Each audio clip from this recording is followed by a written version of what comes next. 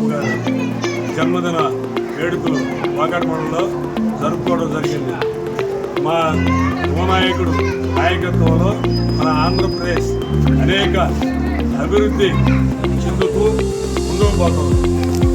మా యువనాయకుడు ఇటువంటి పుట్టినరోజులు మరి ఎన్నెన్నో చేసుకోవాలని ఆ భగవంతుడిని మనస్ఫూర్తిగా ప్రార్థిస్తూ ఈ అవకాశం ఇచ్చినందుకు ధన్యవాదాలు తెలుపుకుంటూ